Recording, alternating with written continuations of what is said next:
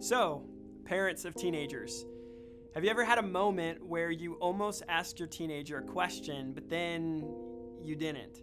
Maybe you didn't ask because you were pretty sure they weren't going to answer anyway. Number two, maybe you didn't want to deal with the emotional fallout of the conversation, or maybe number three, you were kind of afraid to hear their answer. I completely understand.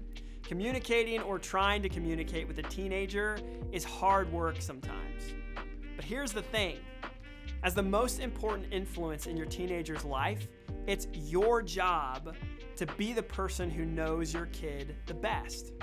Sure, that sounds like the most challenging thing ever, especially when talking to your teenager sometimes feels like talking to an inanimate object or maybe even an erupting volcano. But keep trying. Get involved in their lives in the same way you get involved with your friends' lives or the lives of the people you watch on TV. Learn more about your student. Become a student of your student. When you're with them, ask open-ended questions about their feelings, their friends, their interests, maybe something you just watched on TV together, or their thoughts on what's happening in the world.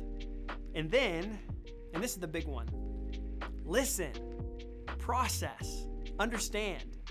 Don't try to make their communication time a moment to lecture them, because truth be told, you have absolutely no idea when they'll be this vulnerable again.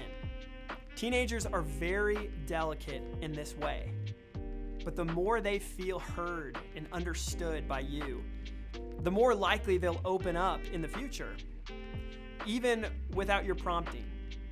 So here's a tip. Go learn something new about your teenager today. You can do that by asking great questions and then choosing to listen. Remember that your teenager is always changing, so don't assume what you knew about them last year is still true today. Get to know them now.